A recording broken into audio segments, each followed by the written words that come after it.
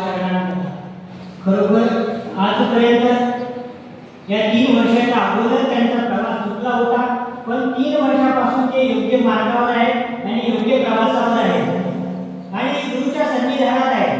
गुरु आज्ञा प्रतिपालनं, जो गुरु आज्ञा प्रतिपालन करतो एक शोधनीच्या पाठामध्ये वचन आहे, गुरु आज्ञा भंगिल्या ऐसने अंतर पडिले आणि आज्ञा पाळिल्या ऐसनी सिद्धी झाली. जर गुरुची आज्ञा भंगली तर एवढा अंतर पडला. लुई पाईचे चरित्र आपल्या सर्व संत महंतांना माहिती आहे.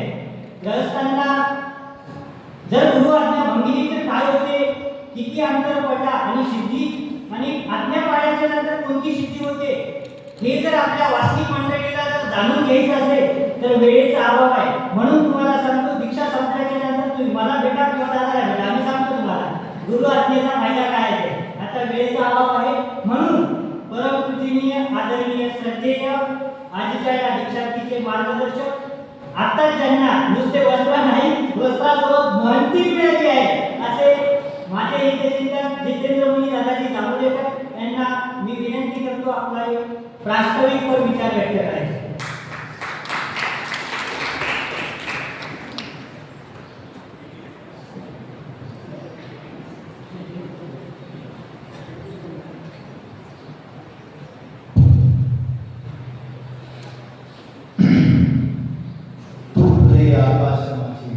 तू नवा विश्वास माझा, संपला ताज्या हवेने धुंदकारा वास माझा.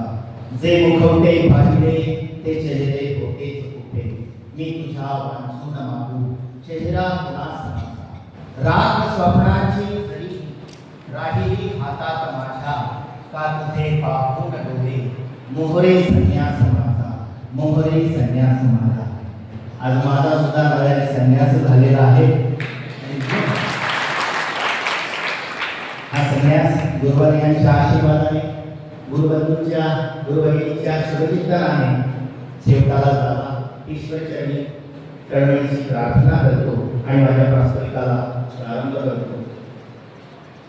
खरं प्रास्ताविक दीक्षांती पूर्ण इत्यभूत सांगून साधलेला आहे. सुरुवात कशी झाली, आगमन कसं झालं, कोणाच्या निमित्तानं झालं, कसा योग आला आणि कशा पद्धतीनं आज विधीला मी पात्र झालो, अशा पद्धतीचा दीक्षांतीने आपला अनुभव, आपले विचार आणि या मार्गाचा सहवास त्यांनी आपल्या शब्दामध्ये सरळ सरळ कथन केलेलं आहे. समजला असताना ज्या वेळेला नवीन विद्यार्थी अभ्यासाला यायचा त्यावेळेला बाबा त्याचं अक्षरशः खालून वरपर्यंत निरीक्षण करायचं आणि मग एका शब्दात सांगायचे हो की नाही. आमच्या समोरचा अनुभव, आम्ही मार्गात आलो 4 महिने 6 महिने झाले असते आणि त्याच मार्गामध्ये अभ्यास होऊन गेलेले ते गुरुबाबा आपले 2 विद्यार्थी 2 शिक्षक घेऊन आले. बाबांकडे गेले. बाबांना म्हटले, बाबा या दोघांचे शालेय शिक्षण पूर्ण झालेलं आहे, आता कर्मविद्येचं शिक्षण घेण्यासाठी आपल्यापर्यंत आणलेलं आहे. तेव्हा बाबांनी त्या दोघांचं निरीक्षण केलं आणि लगेच म्हटले, पट्टीला जागा नाही. आता ते बाबांना दंडवत करून पुन्हा बाबा म्हटले 6 महिन्याने ठेवलं आणि मग ते मामांकडे आले. मामांना सांगितलं, मामाने ऐकून घेतलं. आम्ही तिथेच होतो आणि आम्हाला माहिती होतं पट्टीला किती मोठी जागा आहे.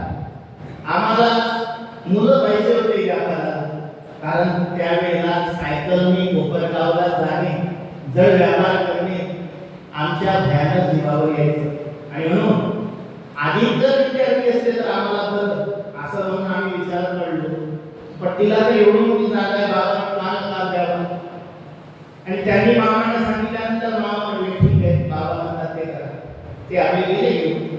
6 महिन्यानंतर पुन्हा आले.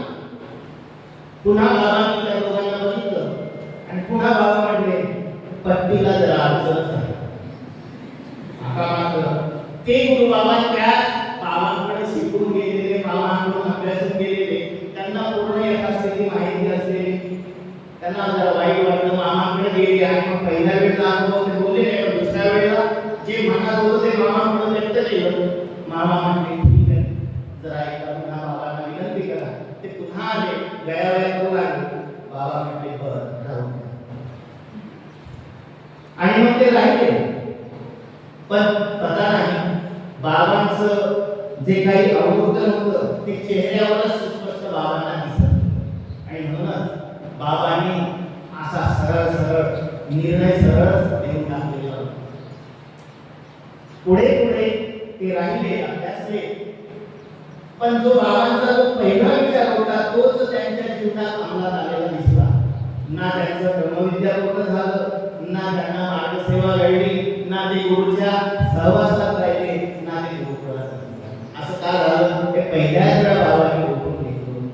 मग मामा ओळखत नाही का? मामा ओळखतात. मग मामाला ठेवून घेतात. मामा म्हणतात अरे इकडं तिकडं फिरण्यापेक्षा मार्गात राहून काही काळ जर राहिला आणि काही काळाने जर पालट झाला तर हा अहोभाग्याचा. आणि म्हणून मामा ठेवून घेतात. नाहीतर अशा पद्धतीने येणारे ते राहतील की नाही राहतील त्यांच्या वर्तनातून गैरवर्तनातून लक्षात येतं की हे नाही टिकणार गेलं मामाला. तरी मामा ठेवून घेतात. का ठेवून घेतात? ते दुरुस्त होतील, ते सुधारतील, ते त्या पात्रतेला लागतील. अशा पद्धतीचं त्यांचं भविष्य माहीत असताना सुद्धा ते ईश्वरात या पद्धतीचा विचार ठेवून की आले मार्गात राहिले मार्गात, मार्गामध्ये काही जर शिकले, काही काळ जर रमले तर तेच त्यांना त्यांचे जे काही अडथळे असतील, त्यांचे जे काही अयोग्यता असतील, अपात्रता असतील ते नासतील आणि ते या पदाला येतील. आणि म्हणून अशा पद्धतीचं मार्गामध्ये येणं हे एक भाग्य लागतं. मार्गामध्ये आल्यानंतर मार्गामध्ये राहणं रमणं यालाही भाग्य लागतं आणि प्रयत्न लागतो. आणि म्हणून अशा पद्धतीनं मार्गात राहून सध्या मार्गाशी एकरूप होऊन गुरुकुळाची प्रसन्नता मिळवून गुरुवर्यांच्या छावणीमध्ये उतरणं यालाही फार मोठा प्रयत्न लागतो. आणि तो प्रयत्न जे जे मार्गामध्ये आहेत, जे जे मामाच्या छावणीमध्ये आहेत, जे जे मामाच्या विचारधारेला जाणतात आणि जपतात, मार्गातच नाही तर मार्गाबाहेर पडलेले सुद्धा त्या छावणीने वर्तन करतात. हे सर्व काही जी काही प्रसन्नता आहे ते गुरुकुळांची आहे, गुरुवर्यांची आहे. हा आश्रम घड्याळाच्या काट्यावर चालतो असे हा वर्षापूर्वी लीळाचरित्र संपादक बीबी बोलते समस्तला जेव्हा आलेले होते त्यावेळेला त्यांनी वाक्य उच्चारलेलं होतं. असं मोठ्यांच्या तोंडातून मी ऐकलेलं आहे. आणि खरंच ती दिनचर्या समस्त वांबोरी आणि मामाची खावण त्या खावणीमध्ये आज मी तुला सुद्धा जिकडे मागणी बऱ्याच आश्रमामध्ये फोटो असतात, पण या आश्रमामध्ये केवळ आणि केवळ घरी आहे. का? तुम्हाला वेळेचं महत्त्व तुम्ही जाणावं आणि वेळेनुसार तुम्ही चालावं. आणि म्हणून ही वेळ विचार घेता मी या ठिकाणी माझे विचार थांबवितो. दंडवत.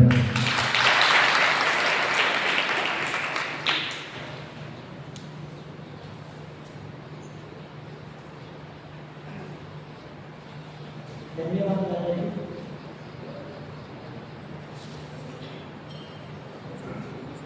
दादांनी आपल्याला सांगितलं, आपण सर्वजण म्हणतो मामा मामा. बरेच जणांनी सांगितलं मामा म्हणजे दोन आईची माया आहे, मा. आज खऱ्या अर्थाने कळलं की मामाजी मध्ये दोन आईची माया आहे. जे चुकलेले आहे, जे रस्ता चुकलेले आहे, जे भरकटलेले आहे, जे रस्ता भरकटून वेगळ्या मार्गाला लागत आहेत, त्यांना सुद्धा मामाजी आपल्या सन्निधान देतात आणि योग्य करतात. अशी दोन माईची माया त्यांच्या ठिकाणी आहे. असे गुरुवर्य मामाजी तुम्हा आम्हा सर्वांना लाभले, हे आपलं भाग्य नाही तर अहोभाग्य आहे असं म्हणायला वावगं लागणार नाही. आणि आजचे जे दीक्षार्थी आहेत त्यांनी खऱ्याच अर्थाने करून म्हणून या संन्यास धर्मात एक पदार्पण केलेलं आहे. आता आम्ही निर्णय भोगत असताना आम्ही अज्ञानाचे त्यागाचे प्रकार लावले. बरेच जण सांगितलं अज्ञानाचे त्यागाचे प्रकार, जे लहानपणी लेकर आलेले असतात तेही अज्ञानामुळे आलेले असतात म्हणून ते दीक्षा घेतात. आमच्या बाईजींनी सांगितलं नाही, आम्ही करून मार्गात आलो. बाईजी तुमच्यासारखे जात आमचे हे शेते सदा करून आणि सर्व संपन्नता असताना सर्व गोष्टीचा त्याग करून अज्ञानी नाही तर ज्ञानयुक्त त्याग आहे. आणि मला तर वाटतं त्यांचं एखादा मालवत्या